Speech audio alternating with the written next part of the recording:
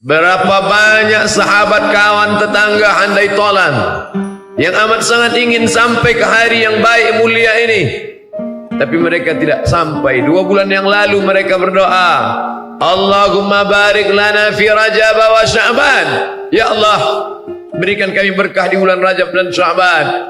Wa ballighna Ramadan, sampaikan kami ke bulan Ramadan. Rajab dia dapat, Sya'ban dia bertemu, Ramadan dia tidak berjumpa. Tak sayangkah Allah kepada mereka? Kita husnuzan. Anda inda husni zanni abdi bi, aku menurut prasangka hambaku padaku. Allah sangat sayang pada mereka. Saking sayangnya Allah kepada mereka, dipercepat pertemuan mereka dengan Allah. Lalu bagaimana dengan kita? Allah juga masih sayang dengan kita. Dosa kita terlalu banyak untuk jumpa dengan Allah. Umurmu aku panjangkan supaya berjumpa engkau dengan Ramadan, supaya bersih engkau dari segala silap, salah dan dosa. Semuanya baik. Ajaban li amril mu'min, orang beriman itu mengagumkan. Ajaban, ajib. In asabahu sarra, kalau yang datang menyenangkan hatinya, umurnya panjang, badannya sehat, rezekinya melimpah ruah, syakar, dia bersyukur, karena khairan lahu, itu baik bagi dia. In asabahu dharra, kalau yang datang itu kesempitan, kesusahan, kematian, kesakitan, sabar, dia bersabar, karena khairan lahu, itu pun baik bagi dia. Kalau dia bersyukur, apa balasannya? La in syakartum la azidannakum, kalau kau bersyukur tambah. Kalau dia sabar, apa balasannya? Innama yuwaffas sabiruna ajrahum bighairi hisab, orang yang sabar diberikan balasan bighairi hisab, tidak ada yang bisa menghitung kecuali Allah subhanahu wa ta'ala. Orang beriman mendekatkan diri kepada Allah, terombang-ambing, dipukul ombak, dimpas gelombang, terbang dengan 2 sayap. Sayap sabar, sayap syukur, sayap ridha, sayap qanaah. Hari ini kita bersyukur kepada Allah. Salah antara rukun khutbah khatib mengucapkan alhamdulillah. Bersyukur dengan ucapan, menggerakkan anak lidah, alhamdulillah. Bersyukur dengan perbuatan. Idza nudiya lis-salati min yaumil jumu'ah, kalau kau dipanggil melaksanakan salat pada hari Jumat, fas'au ila dzikrillah, bersegeralah menyebut nama Allah, agungkan asma Allah, datang ke rumah Allah. Wa dzarul bai', tinggalkan jual beli. Transaksi apapun tinggalkan. Pejabat dengan kekuasaannya meninggalkan kantor siang ini. Dosen dengan mahasiswanya meninggalkan ruang kelas. Adapun orang-orang yang memang tak dapat meninggalkan, mereka diberikan Allah rukhsah, keringanan. Berkumandang suara azan masuk dari celah-celah jendela, ditembus dari atas menara, masuk ke telinga mereka yang terbaring di seberang sana. Rumah sakit meleleh air mata andai dapat melaksanakan salat Jumat, tapi masa lalu tak dapat diulang kembali. Lan tarji'al ayyamul lati madat, lan tarji'al ayyamul lati madat, yang lalu tak dapat diulang kembali. Ada pula saudara-saudara kita di dalam masa tahanan, di dalam masa kesulitan, berdesak-desakan mereka dalam lembaga pemasyarakatan, penjara. Bahkan tak sedikit dari mereka yang mesti mengeluarkan beberapa lembaran uang untuk dapat pergi, yang selama ini bebas mau beribadah, tapi dia tidak magu untuk melangkahkan tangan, mengayunkan tangan, melangkahkan kaki. Hari ini baru dia sadar, begitulah beratnya, begitulah sulitnya. Maka manusia baru tahu syukur nikmat setelah nikmat itu dicabut oleh Allah subhanahu wa ta'ala. Ketika dulu engkau bebas untuk ke masjid, ketika engkau bebas melangkahkan kaki tanganmu, sampai masanya kebebasan itu ditarik oleh Allah subhanahu wa ta'ala. Alhamdulillah, bersyukur pada Allah yang masih juga melakukan dosa. Ya ayyuhalladzina amanu, hai orang beriman, tubu ilallah, taubatlah taubatan nasuha, taubat sebenar-benar taubat. Man hurima khairuhu faqad hurim, siapa yang tidak melaksanakan perbuatan baik di bulan ini, mustahil dia akan dapat kebaikan di bulan lain. Andai di bulan ini dia tidak berzikir, bagaimana dengan di bulan luar Ramadan? Andai di bulan ini dia tidak salat, bagaimana dengan di bulan yang lain? Andai di bulan ini dia tidak bersedekah, apalagi di bulan yang lain. Man taraka salata muta'ammidan, siapa yang meninggalkan salat secara sengaja, faqad kafara jihara, kafirlah dia secara nyata, senyata-nyatanya dia ingkar kepada Allah subhanahu wa ta'ala. Hari ini hati masih lembut datang bersimpuh sujud. Aqrabu ma yakunul abdu min rabbih, orang paling dekat dengan Allah wa huwa sajid, ketika dia menempelkan keningnya ke lantai bersimpuh. Aku adalah orang yang banyak buat dosa, keluar dari mulutnya astaghfirullahal azim. Man lazimal istighfar, siapa yang melazimkan diri memperbanyak istighfar, ja'alallahu lahu min kulli hammin faraja, setiap kesusahannya diberikan Allah kelapangan, wa min kulli dhiqin makhraja, setiap kesempitannya diberikan Allah jalan keluar setiap masalah hidupnya, wa razaqahu min haitsu la yahtasib, Allah beri dia rezeki dari jalan yang tidak disangka-sangka. Apa yang membuat kita masih hidup hari ini? Karena Allah masih sayang. Bismillahirrahmanirrahim.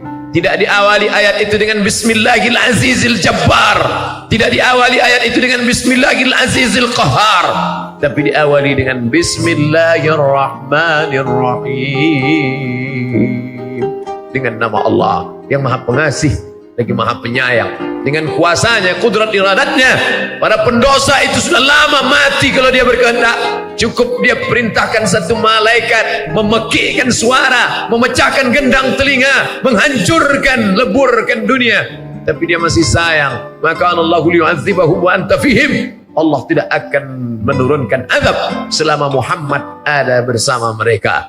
Tapi dia tidak lagi ada bersama kita, dia sudah lama pergi. Kenapa belum turun juga? Kenapa azab tidak datang? Wa ma kana Allahu mu'adzibakum wa hum yastaghfirun. Allah tak menurunkan azab karena mulut mereka masih astaghfirullah.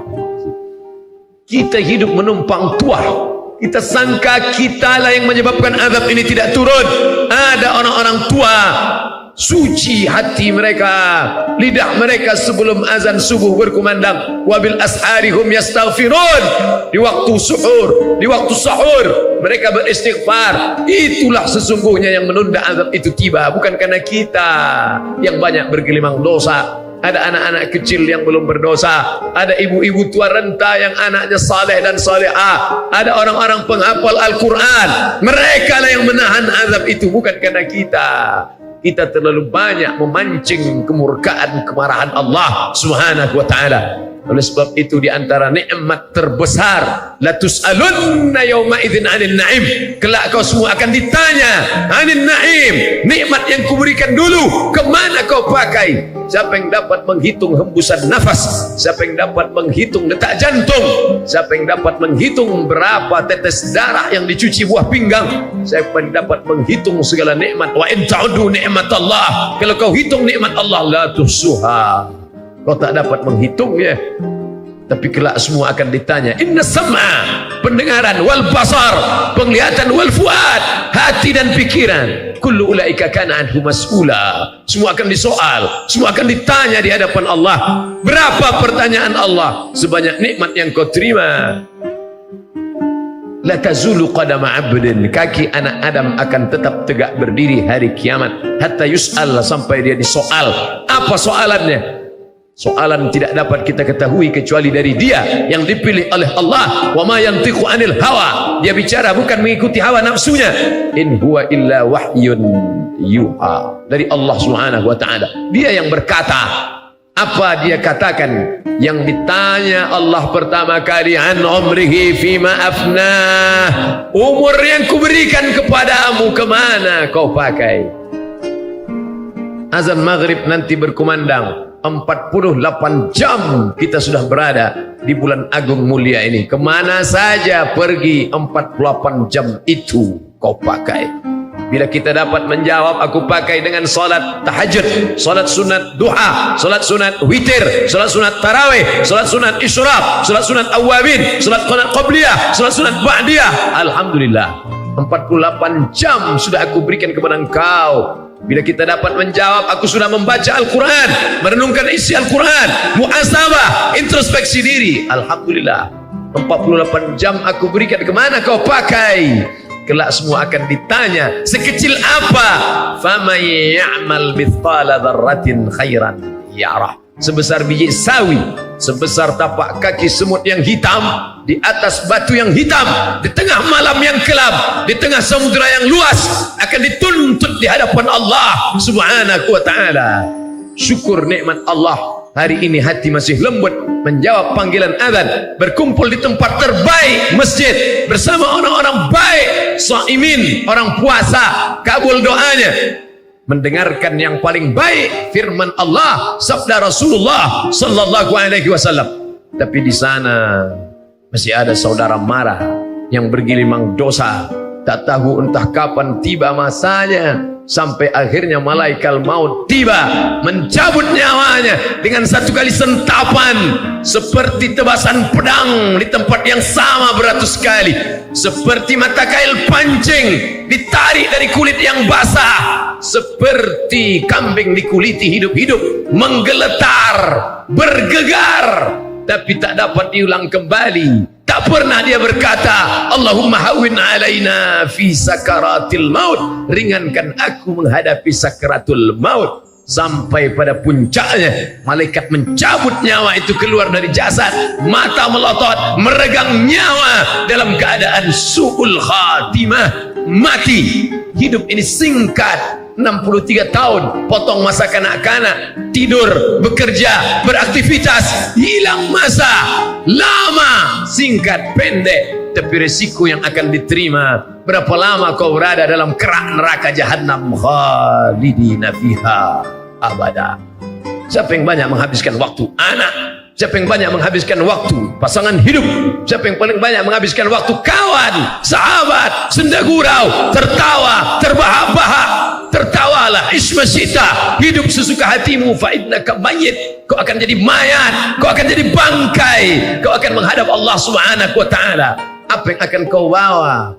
Kalau sempat engkau memasukkan beberapa uang dari harta yang kau cari, pergi pagi pulang petang, beringas peras keringat banting tulang, sempat kau berikan kepada anak yatim berbuka puasa, sempat kau berikan kepada panti jompo kain, anaknya sudah mati meninggal dunia, hidup sebatang kara, jauh dari saudara, sempat kau berikan dia pakaian, itulah yang akan menolong di hadapan Allah. Sempat kau belikan nasi kotak, nasi bungkus, kau hantar kepada mereka yang ayahnya dicabut Allah nyawanya, itulah yang akan menolong di hadapan Allah. Sempat kau usap sapu kepalanya, meleleh air matanya, dari air mata yang meleleh itulah turut mengundang rahmat Allah Subhanahu wa ta'ala. Hidup ini singkat saudaraku, tapi resiko yang akan kau terima penyesalan panjang.